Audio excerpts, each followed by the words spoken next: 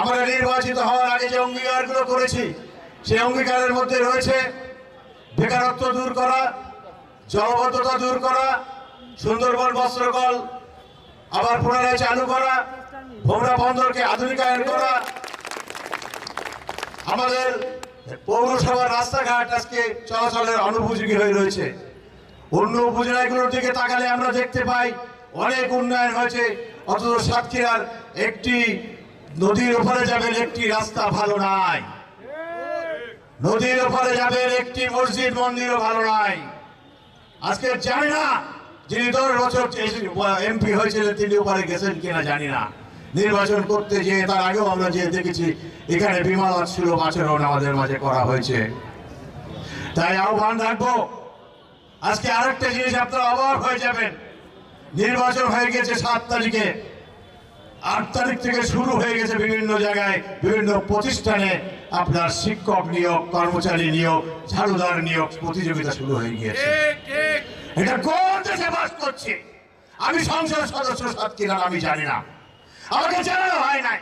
আমি বলার পরেও তারা আজকে সেই কাম করে বেড়াচ্ছে। তাই আমি প্রশাসনের দৃষ্টি আকর্ষণ করে বলছি, যে সমস্ত কর্মকর্তা এই কাজে জড়িত তাদের বিরুদ্ধে যদি ব্যবস্থা না নেওয়া হয়, আগামী 30 তারিখে পার্লামেন্ট অধিবেশন হবে, সেখানে কিন্তু আমি মুখোশ উন্মোচন করে দেবো তাদেরকে যারা এর সাথে জড়িত আছে।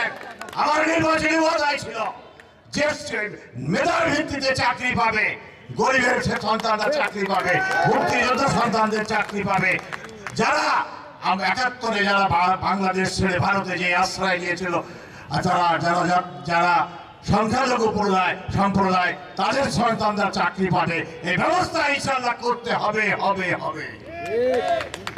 আজকে পয়সার বিনিময়ে আগের এমপি সাহেব যদি পয়সা নিয়ে থাকে আর আপনারা যদি কমেন্টমেন্ট করে থাকেন, এটার থেকে দূরে সরে যান, না হলে কিন্তু আপনাদেরও রেহাই হবে না ইনশাআল্লাহ। আমি মানা করার পরেও আপনারা কয়েক জায়গায় ব্যবস্থা গ্রহণ করেছেন। কেন করছেন? আপনারা কোথায় খুঁটির জোর কোথায় আপনাদের? এই জায়গা থেকে ফিরে আসেন। যদি ফিরে না আসেন এর পরিণতি অত্যন্ত ভয়ঙ্কর হবে।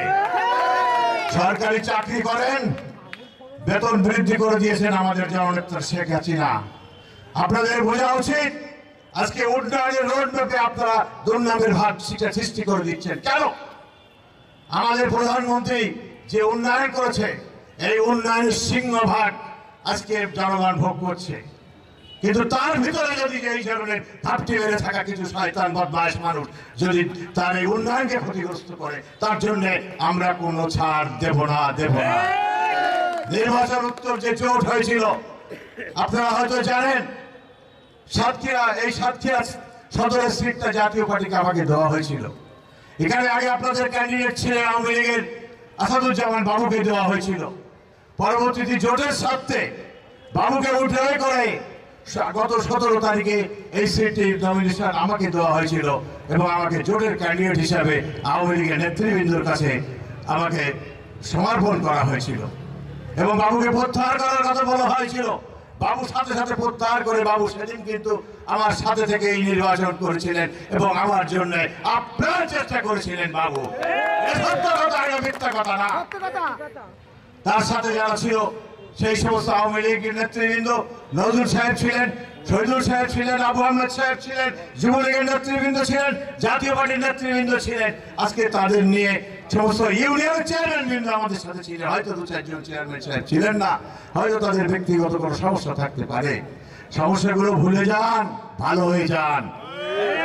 আগামীতে দেখবেন সাতক্ষীরার জননেত্রী শেখ হাসিনা আমাকে যখন নমিনেশন দিয়েছে, তার দলের নেতাকে বসাই দিয়ে আমাকে দিয়েছে, আমি তার প্রত্যেকটি জিনিস আমি অক্ষরে অক্ষরে পালন করব। ক্ষতিগ্রস্ত করে তার জন্য আমরা কোনো ছাড় দেব না। নির্বাচন উত্তর যে জোট হয়েছিল আপনারা হয়তো জানেন, সাতক্ষীরা সদরের সিটটা জাতীয় পার্টিকে আমাকে দেওয়া হয়েছিল। এখানে আগে আপনাদের ক্যান্ডিডেট ছিলেন আওয়ামী লীগের আসাদুজ্জামান বাবুকে দেওয়া হয়েছিল। পরবর্তীতে জোটের স্বার্থে বাবুকে উঠে করে গত 17 তারিখে এই সিটটির নমিনেশন আমাকে দেওয়া হয়েছিল এবং আমাকে জোটের ক্যান্ডিডেট হিসাবে আওয়ামী লীগের নেতৃবৃন্দর কাছে আমাকে সমর্পণ করা হয়েছিল এবং বাবুকে প্রত্যাহার করার কথা বলা হয়েছিল। বাবু সাথে সাথে প্রত্যাহার করে বাবু সেদিন কিন্তু আমার সাথে থেকে এই নির্বাচন করেছিলেন এবং আমার জন্য আপনার চেষ্টা করেছিলেন বাবু। সত্য কথা, মিথ্যা কথা না। তার সাথে যারা ছিল সেই সমস্ত আওয়ামী লীগের নেতৃবৃন্দ, নজরুল সাহেব ছিলেন, শহীদুল সাহেব ছিলেন, আবু আহমেদ সাহেব ছিলেন, যুবলীগের নেতৃবৃন্দ ছিলেন, জাতীয় পার্টির নেতৃবৃন্দ ছিলেন। আজকে তাদের নিয়ে সমস্ত ইউনিয়ন চেয়ারম্যান বৃন্দ আমাদের সাথে ছিলেন। হয়তো 2-4 জন চেয়ারম্যান সাহেব ছিলেন না, হয়তো তাদের ব্যক্তিগত কোনো সমস্যা থাকতে পারে। সমস্যাগুলো ভুলে যান, ভালো হয়ে যান। আগামীতে দেখবেন সাতক্ষীরার জননেত্রী শেখ হাসিনা আমাকে যখন নমিনেশন দিয়েছে, তার দলের নেতাকে বসাই দিয়ে আমাকে দিয়েছে, আমি তার প্রত্যেকটি জিনিস আমি অক্ষরে অক্ষরে পালন করব। কারণ ওনার বিশ্বাস আছে আমার প্রতি। আমি সেদিন স্বরাষ্ট্রমন্ত্রীর সাথে দেখা করতে গিয়েছিলাম, উনি বলেছে জঞ্জাল মুক্ত করার জন্য যা যা লাগে আমি সেই ব্যবস্থা তোমার জন্য করবো ইনশাআল্লাহ। তাই আমি বলে দিচ্ছি, জঞ্জাল যারা আছেন আপনারা তাড়াতাড়ি জঞ্জাল মুক্ত করে ফেলুন। যেসব জায়গা দখল করে রেখেছেন ছেড়ে দেন, জনগণের কাছে ছেড়ে দেন। ভোটে আবার যদি আপনারা পাস করে আসতে পারেন তাহলে আপনারা আবার যেতে পারবেন ওই জায়গায়।